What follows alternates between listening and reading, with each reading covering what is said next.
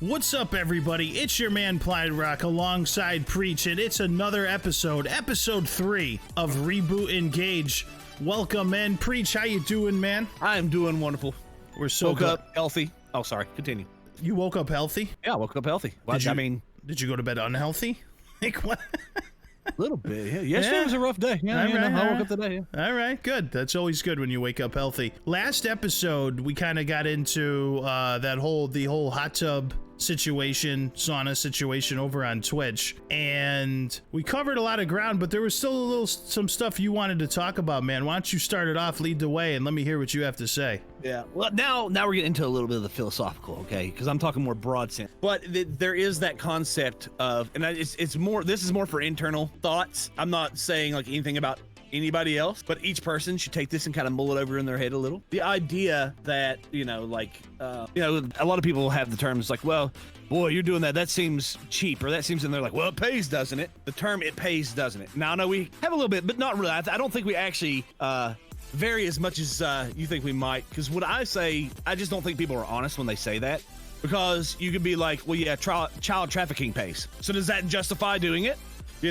Hard drug trafficking, that pays. Should you do that? There's clearly some things that people are like, oh no, that's, there is a moral line. And so then you have to realize that you're just kind of internally, arbitrarily choosing that line of what you think is worthy and what's not. So yeah, I guess that's kind of where I'm like, I don't know that, Twitch can fully ever regulate internal morality or internal standards, because there's going to be one person who does think, yeah, let's do drugs, whatever. If it pays, it pays. I don't care. I don't care who it hurts and what it does. If it pays, it pays, and that's the main factor in life. And then there's other people who, obviously, because there are these trades, right? There's these negative criminal trades. Whereas there's other people who won't even, put on a silly hat for a stream just because it offends their sensibilities.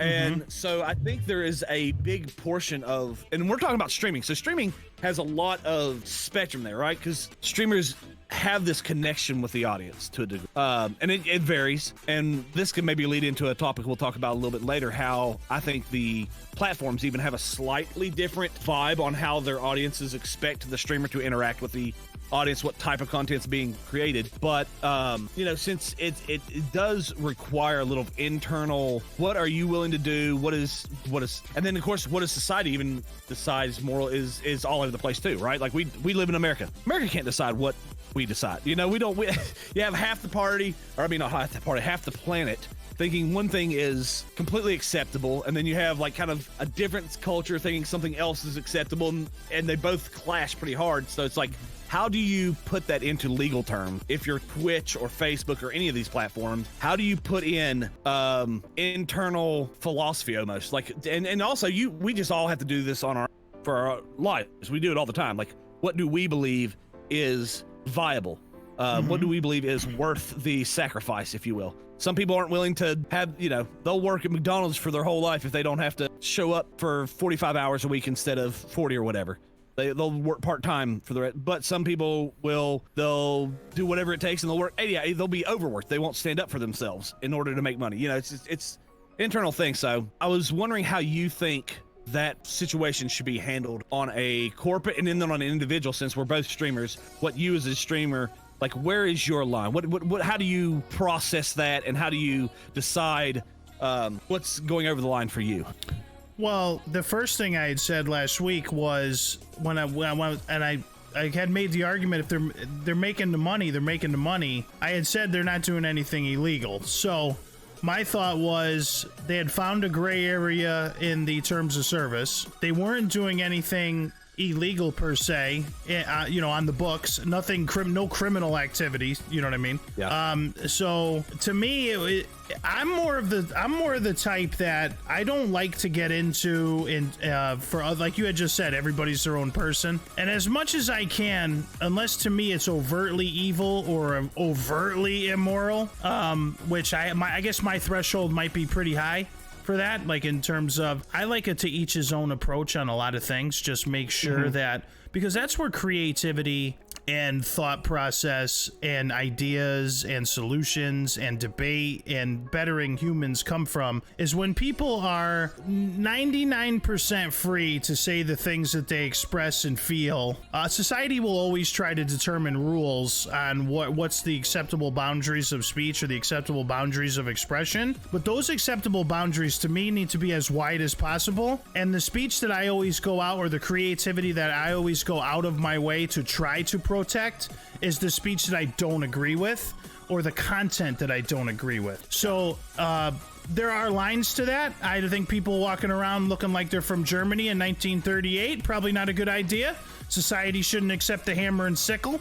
Society shouldn't accept things like that, so those things should be separated out. But within those, within that hockey rink that we've designed, then it should be anything goes. You have to get rid of the ideas that are going to be detrimental to society.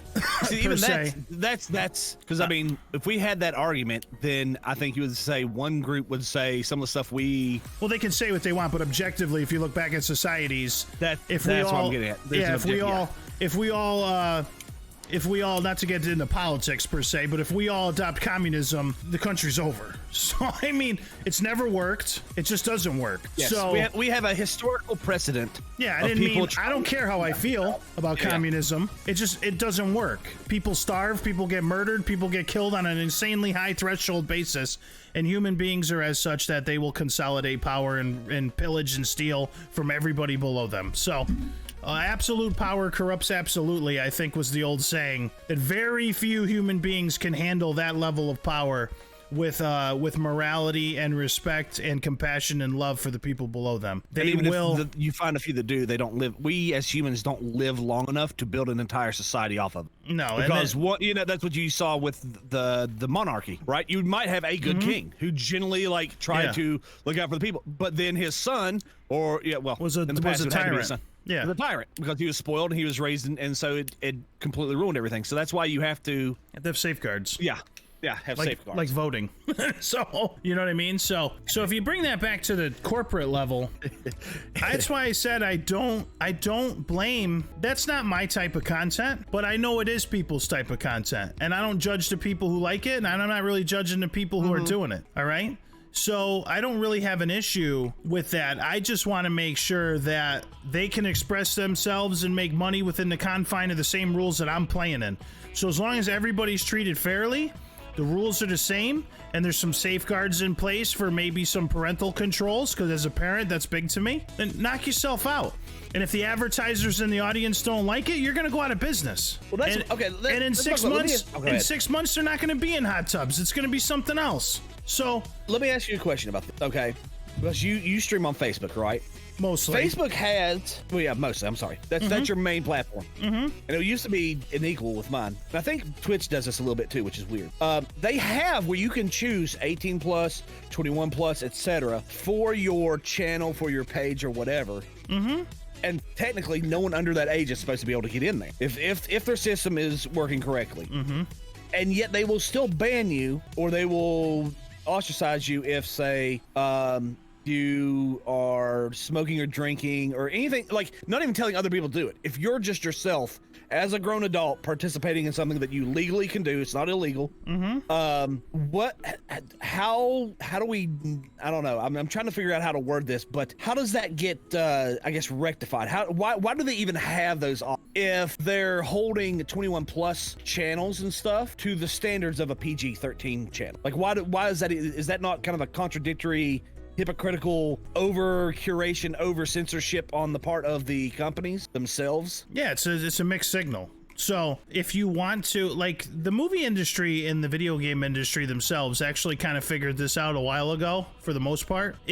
Twitch needs a rating system, right? Yeah. So the rating system now, say a parent goes in and a kid loves Twitch, whatever, son or daughter, wants to partake in Twitch. The parent can go in through Amazon, who owns Twitch, by the way, right? Twitch parent can go in, create an account. This is my son or daughter's username, blah, blah, blah, blah, blah. Let them do, and then pick even Netflix does it. Pick the level of maturity that you want your children exposed supposed to, right? No problem. Boom. Yep. My kid is 12 years old. I want to make sure this, and this is not, going on in the stream. There are, by the way, generally the stats show that kid-friendly streamers are far more successful than vulgar ones. Yep. Just so you know, that advertisers and audiences and kids and everybody will navigate towards someone who doesn't drop the F-bomb all the time, more so than the ones that do. Like, just on average, right? So, especially on YouTube, because the kids just watch the video over and over and over again.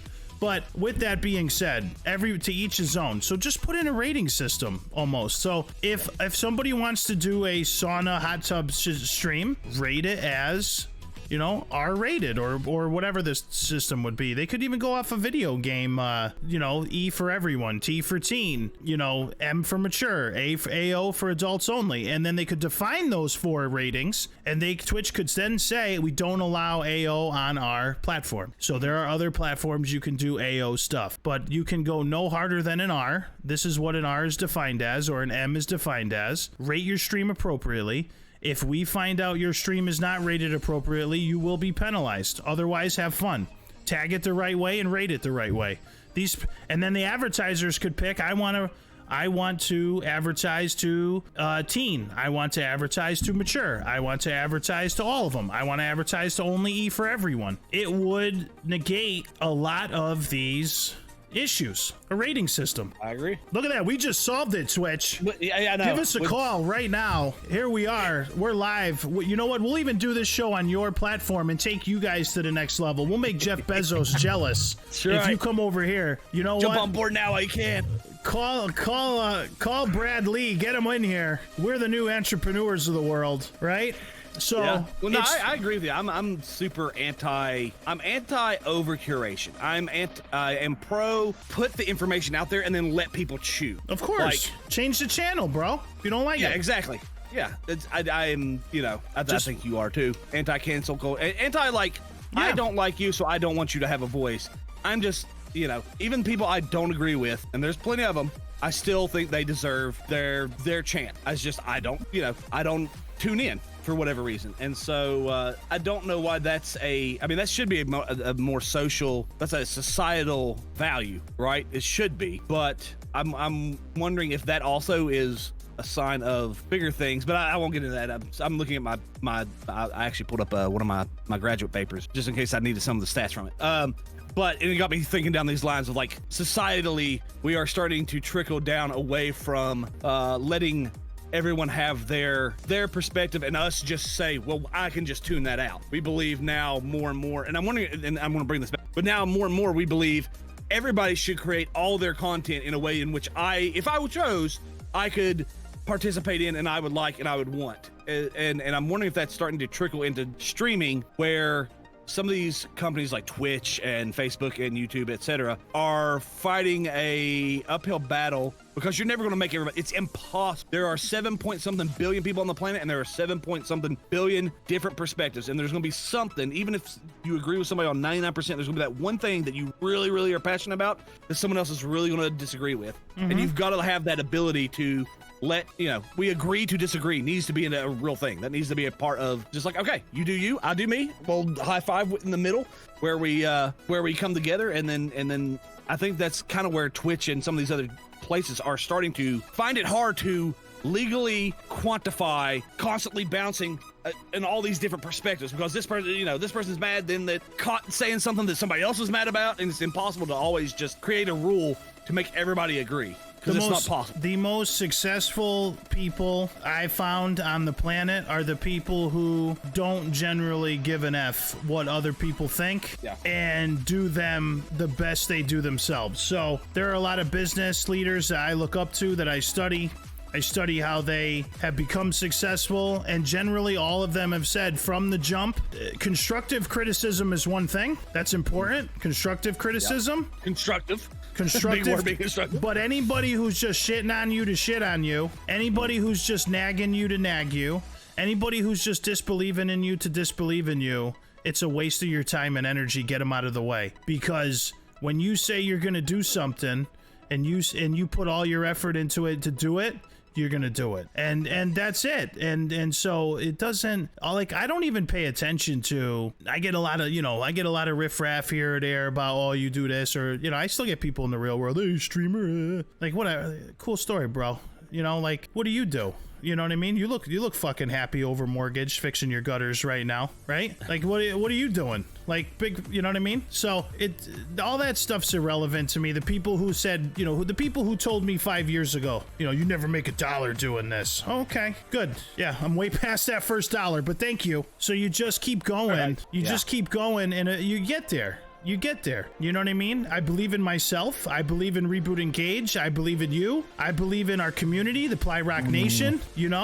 I firmly, with all my heart and soul and business mind, believe that we will be successful. And I'm going to put everything in my power to have that. Failure's not an option. So for people who want to complain or don't like this content, there's a million other streamers. So that's why I said, once again, in defense of the ladies in the hot tubs, or the guys, let's see some guys in hot tubs too. Let's go, bring it on.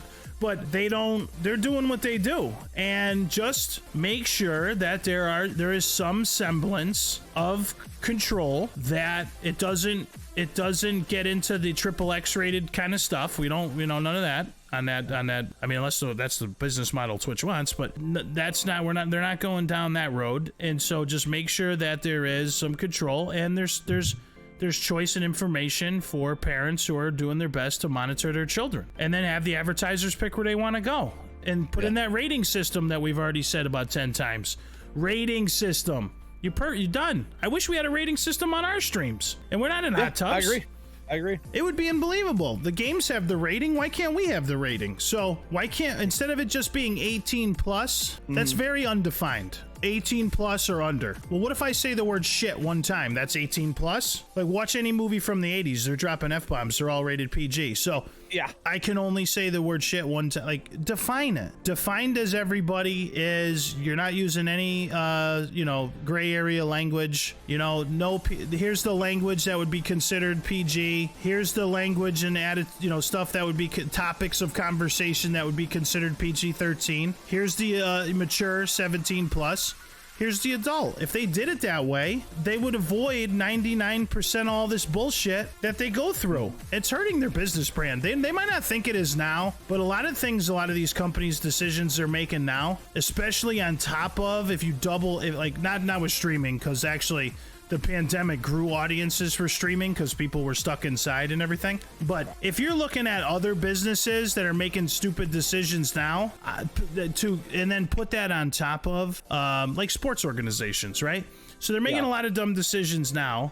They made a lot of dumb decisions. They're not catering to their full audiences a lot of times. They're making a lot of choices. Their ratings are down 50, 60, 70%. Huge amounts. Yeah. They haven't sold, like, they can pretend all they want for a few years till the bank account's dry. Nobody's buying tickets to the games in a lot of these places anymore, because they couldn't, first of all. Second of all, it's a generational thing. So if the sports organizations piss off enough parents and enough people with the things that they're doing, or their athletes are doing, or whatever, their parents will not pass those things down to their children. And that's a big thing with sports. My dad was a Red Sox fan, so I'm a Red Sox fan. My mom was a Yankees fan, so I'm a Yankees fan. My grandpa took me to the game all the time. Those are huge.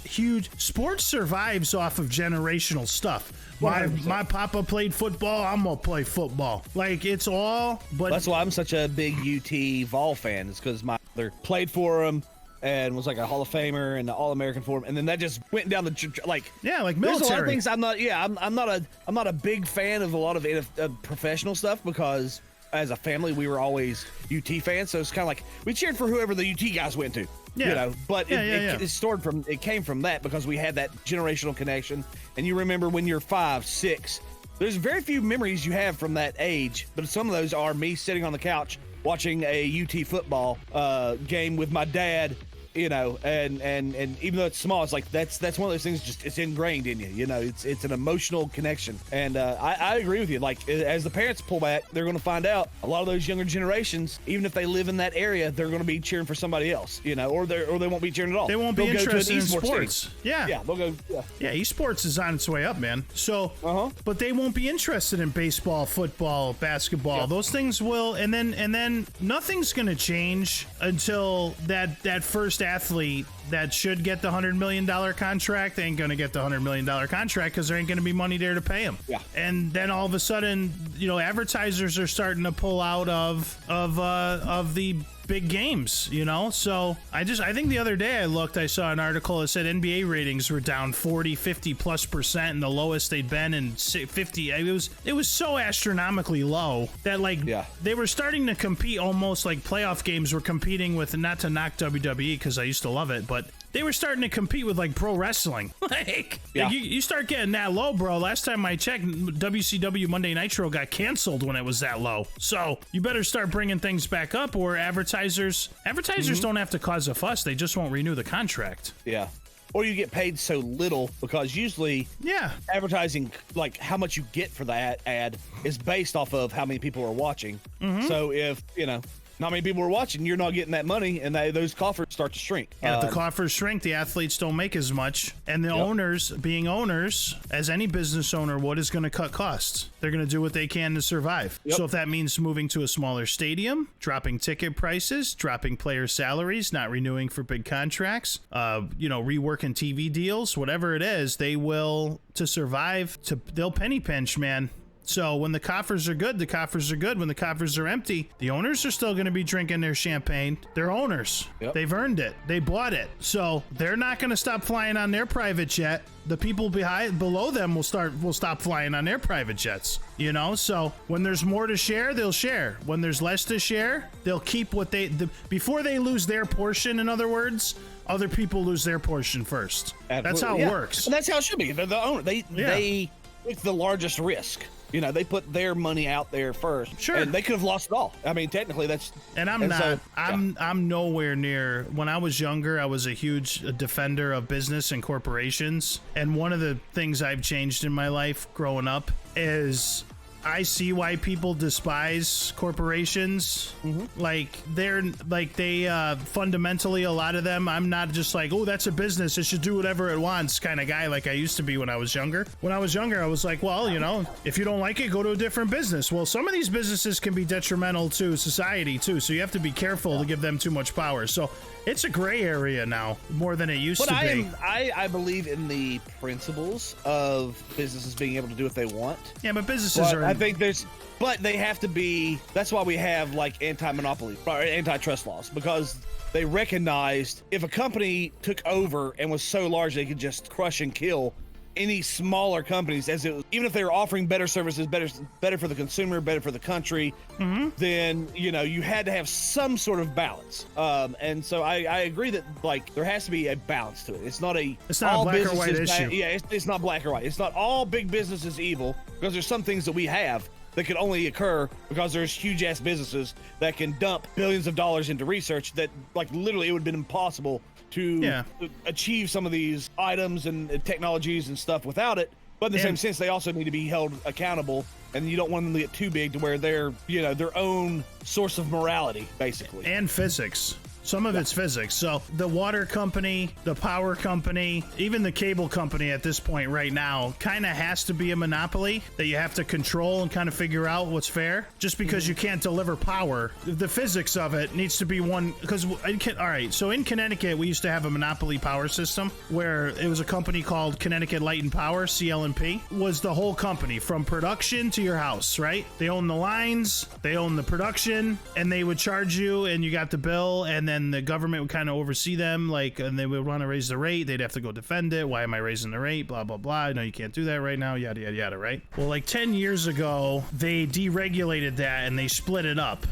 where the companies, different companies started generating the power, and then one company owned the power lines, and then one company was doing this, and one company was handling the utility guys to go out there and fix them. Electric bills like quadrupled. Like it just keeps going up and up and up. So there are some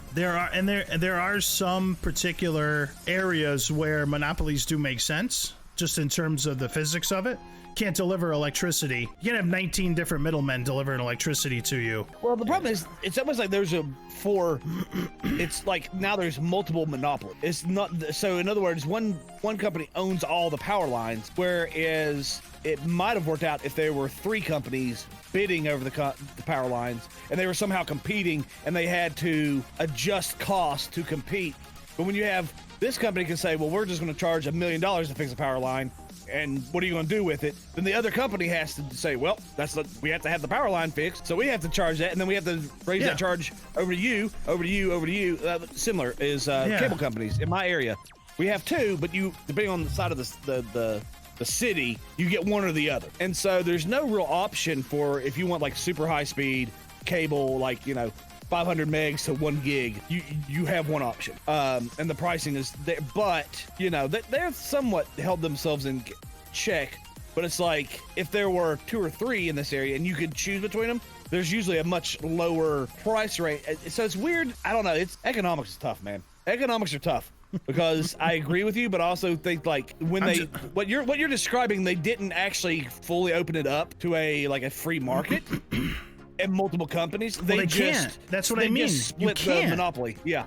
You can't, because the power line is the power line. You can't. They own the poles. So to deliver power, you have to have a network of power lines, right? So I wonder could you have a bidding system for the power? They have a bidding system. The customer can pick the actual generation of power. So different companies generate per kilowatt hour, and you can go in and shop for your kilowatt hour. The problem is that you still have to get it delivered to you. So you still have to go back through the monopoly, the original monopoly, to get it delivered to you. So there's a kilowatt hour charge on your bill. I don't want to get too wonky, but then there's a delivery charge on your bill. And then they just, whenever they go in, they just double the delivery charge because they're still making the same amount of money that they were before.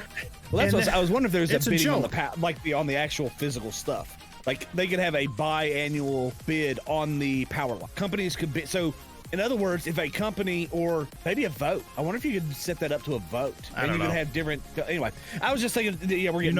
You know how I can vote? I can just get in my fucking moving truck. That's how I can vote. So that's true. That is also I mean, you're talking about that with the NBA. People stop watching, but it happens to states, and you know what? That power company, if there's not a lot of people there. If people start moving out of a million people move out of Connecticut, they get 1 million less customers, and that's going to affect their bottom line. And they're going to either jack the rates up to an impossible, or they're going to have to lower the prices. Yeah, they're going to have to figure out a better system. So, you're not wrong. No, I know. I'm usually not. So what the heck have you been doing on your stream this week? Oh, man. I have been doing nothing. Oh, wow. I played Call of Duty because I wanted to play Call. Okay. Here's what actually happened. Since I'm now awake during the mornings, I've been able to little smoking sessions with my good friend AJ / Juice Man. Mm-hmm. Many people who know him, they've seen me play with him. Mm-hmm. The Juice Ply's played with him. But when that happens, usually we end up talking about Call of Duty because that's one thing that we both share. And then we went, well, you want to play? And I'm like, yeah, let's play. And then I'm like, well, if I'm playing and I have a limited amount of time in my life, I can't just play a game. If I'm playing, I got to stream it. So I've kind of been stuck with, I've been kind of just streaming wars. And you know me, maybe one of these days we'll have that conversation too. I am caught in limbo now, trying to figure out the type of content I want on my channel. So I've just went with, actually, it's been great though on Twitch, and I will say, and this can lead into our other, Twitch allows you to switch games or go, I will start just chatting and we kind of have conversations and make jokes, kind of get people warmed up. Then we'll play for like an hour and a half, and then we'll stop doing that and we'll go back and start telling some jokes again. We'll watch maybe a highlight review of some video games or something, and we'll talk about that in chat. I really like that flow, that it's not like, I am playing this game for 3 hours and this is all I enjoy a little bit of almost like a podcast type environment where, you can have a back and forth with the community. You can read, you can watch videos together, So that's kind of where I've been at. What about yourself? Well, this week we really saw some good TikTok growth, so I've been focusing a lot on TikTok, and anything I find funny, I don't care if anybody else finds it funny, but I find it funny, I will put up there, whether I'm doing something stupid or reacting to something stupid or just having a good time on TikTok, plus some like funny show clips. So if you missed a show, you can go over and find me on TikTok at PlyRockNation. Go over there, you can see some of the highlights of the fireworks shows that we do, or the horror streams. I finally beat Resident Evil Revelations 2. It's a great game. We played through that this week. I liked it a lot better than Revelations 1. I enjoyed it almost as much as Resident Evil Village, by the way. Very underrated. And Resident Evil Revelations 2 actually, I think, honestly, had the best acting out of any Resident Evil game, which is saying, not saying much, shouldn't win an Oscar, but it was really good, man. The story was really good. Played a couple of independent titles this week that were pretty good. We beat The Door in the Basement. You can find the full playthrough edited for time up on YouTube. It was a small independent horror game that's pixelated, so it kind of looks like a Nintendo 64 type game. It was good. It wasn't bad. About an hour long. We beat that. And I played another one called Cold Side, which actually looked really good. It was done with the Crysis engine. A couple of guys had gone in and made this game, and it was made with the engine that they made Crysis with. So it was the Crysis engine. So the game looked actually really good. So, and that was a shorter one too. So that full playthrough is also on YouTube, where you can find us at PlyRockNation. And then I played another game the other night, which I thought was going to be good, and I just wasn't feeling it. It was called Intruders Hide and Seek, and the premise of it was cool, where there was a gang of criminals who broke into a house and had kidnapped the parents and were threatening to kill them if they didn't let them inside this panic room where the kids were hiding, and you were one of the kids, and you had to sneak around the house to try to figure out what was going on and save your family. So I don't know if you remember that movie Panic Room with Jodie Foster. It kind of felt like that. Yep.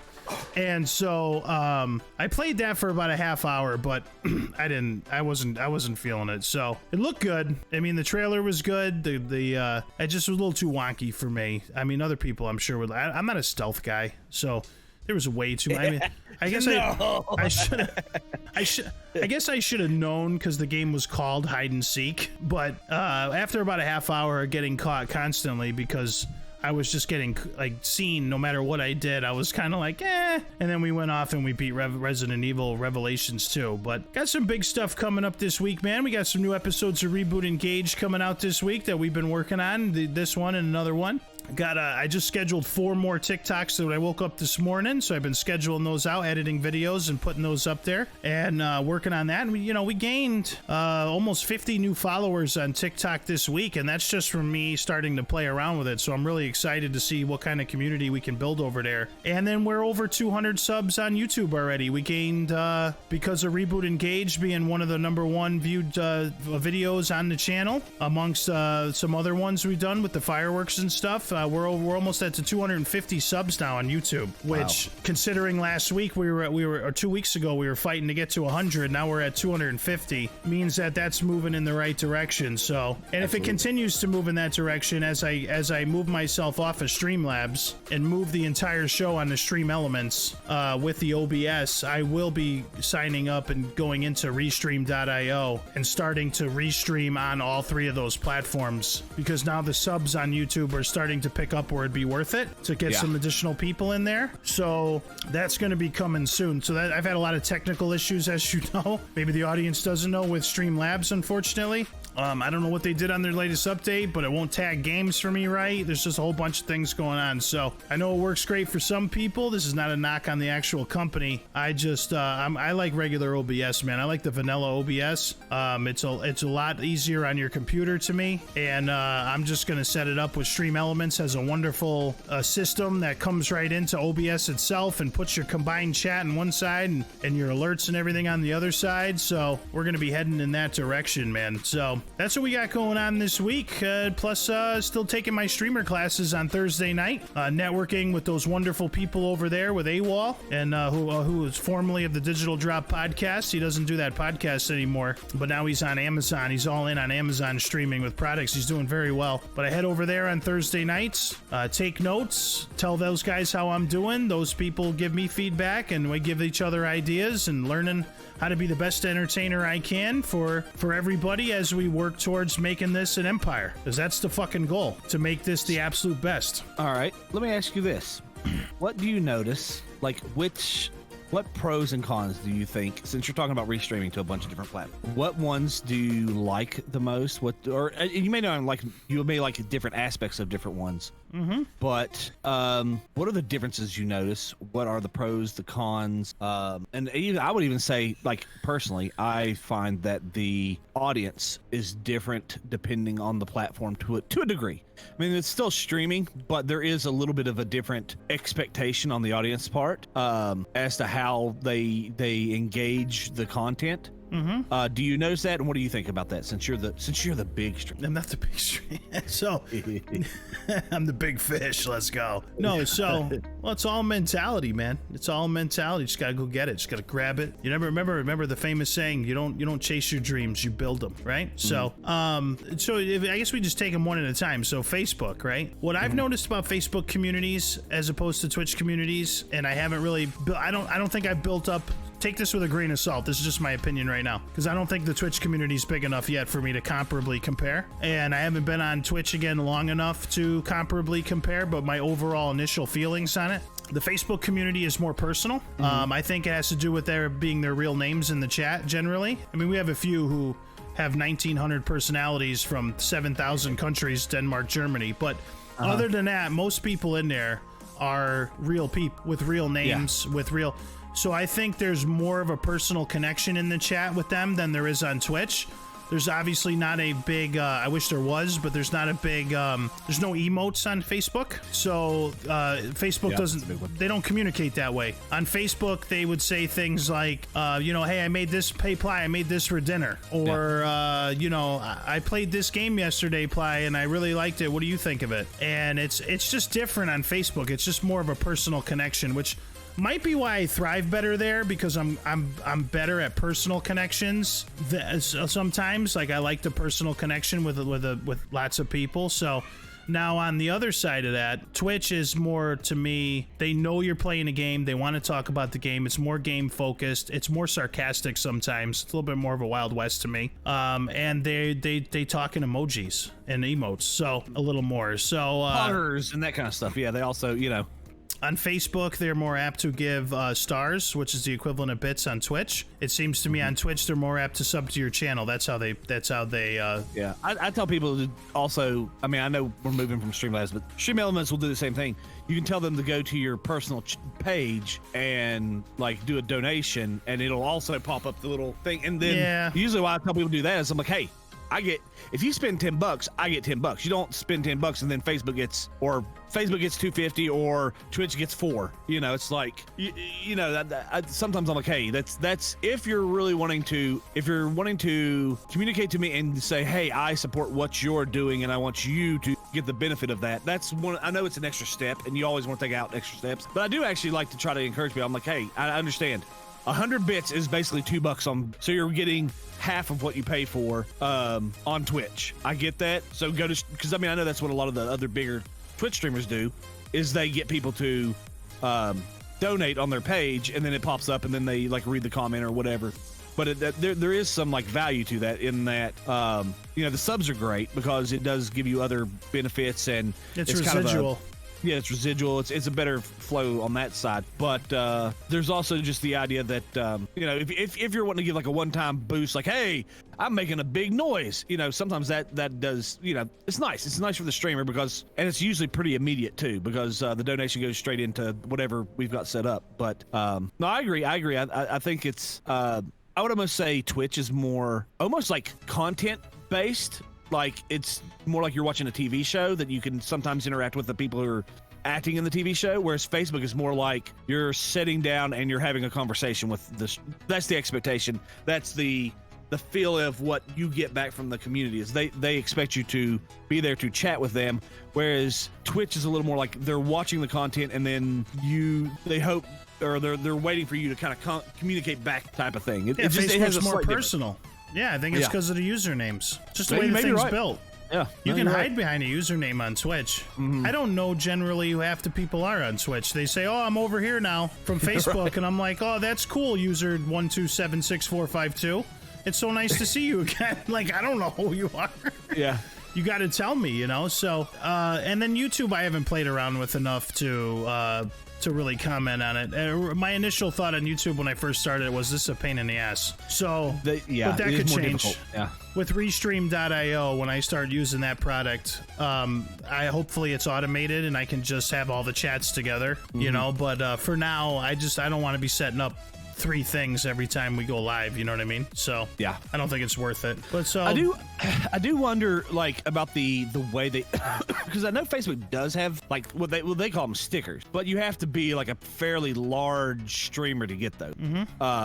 So I wonder if that also has something to do with it. Like, I bet you people on Facebook, even at our level, would use stickers if it were available. It's just not made available. And I don't know. That you've heard me complain about this before, but we haven't done it on a podcast. So I think Facebook should do that. I think they should give the creator as much of creative tools and opportunities as possible to engage their audience, to, you know. And so I that's one of those things is, like, I get, as far as advertising dollars, maybe putting that behind a performance community level paywall, not necessarily a paywall, but just an achievement wall, I guess. But I do have Twitch does that fairly early, and I think that's a good move to give, like, you can do emojis, you can do, you know, that kind of stuff right off the bat. So I wonder why that's, and subscriptions, you know, subs are fairly easy to get to on Twitch. I would love to see Facebook implement that as well, like an early, once you get to the stage where, like, the level up program where, you know, you can get bits. It would also be nice if they just threw those other 2 kind of core, see, that's the other thing, those are core streamer functions that I think help keep the streamer going until they can get big to where, like, they're worth advertising dollars. yeah. I do think that's a big part of it, is just, like, you know, give us some bread. Throw us a few scraps off the table there, Facebook. The threshold my feedback from that would be the level up threshold is good to get the stars. However, stars are very unpredictable. So to get stars, you have to know what you're doing, and it's not always going to be there. Subs are more predictable. So just like if you kind of know what your light bill is going to be every month, you want to pay attention to it. If you have subs coming in, you know the income for the business, or if it's a hobby for you. It's not a hobby for me.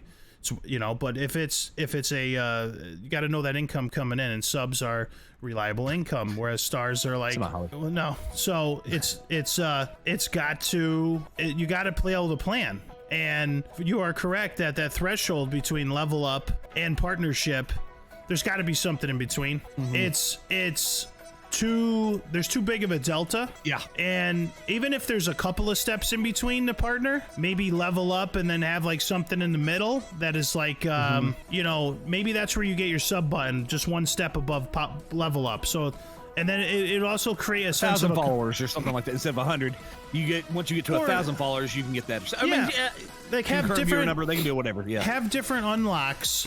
Yeah. For different levels of service, for performance. You can't just go from starting off to getting that little bit, okay, great, I'm a level up, to get ready, because now you got to have partnership levels on Twitch to get a sub button.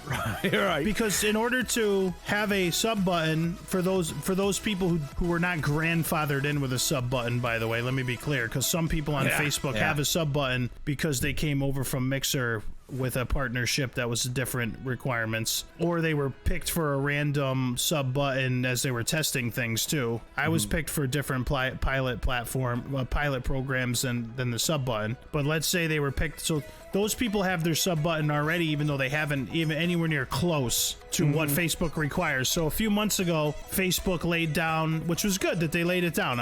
They said, this is what you got to hit to get your sub button. and then they said, this is what you got to hit to get partnership. So they had it very specific, and I like the specificity of it. I do. I just think that the jump between level 1 to level 2 is way too high. It'd be like going from world 1-1 in Mario Brothers to world 8-4 like immediately. You're like, dude, and you're just getting, and I think that will discourage a lot of really good talented people from continuing to press and learn and improve and be better, because there's not a continuous, it's like in a video game, right? There's not a continuous level of achievement. It's basically, so if they had a few in between and they could name them whatever they wanted, like from level up to pro to elite to get partner, like just a few things, and then put a few perks in there. So when you get to the next level, which is harder than the first level, but it's still, then you get the sub button. Now you get up a little more. Now you can play copyrighted music on your stream from Facebook's deal with Universal and Sony. You get a little more. Now you can run ad revenue. You get up a little more. You can, and then finally when you get to partner, you can actually get an email back on tech support, which would be the ultimate goal. So they should have some type of system like that. Doesn't have to be overly complicated, but split that up a little bit where people can at least give them the carrot. Don't just give them the stick. So they need a little bit more than level 1 is super easy because all you got to do is buy an ad and you get to 100 followers and then you get the stars. Yeah. To, they're bringing it right up for, to Mozart level composition here to get to partnership. So right, exactly. That would be my thoughts on it. Is there anything else before we close out this episode, my friend, you want to go over? Nah, we can save that for another day. Well, so nothing that we can cover in 5 minutes, All right. Well, this has been episode 3, ladies and gentlemen, of the Reboot Engage podcast. Thank you so much for joining us. If you can find us on Spotify, iTunes, Google Play, or Amazon Music, we'd love to have you over there. Hit that follow button. Leave us a review. It really helps us out. You can also find us on YouTube. If you're watching on YouTube, leave a comment below. We'd love to hear your thoughts on the show, and we'd love to hear some topics you'd like for us to cover on the next Reboot Engage. And we might even, if you guys are funny enough and smart enough, we might even read your comments on the air. For Preacher Oron, I am the PlyRock. This has been Reboot Engage episode 3. We love you guys. See you next time.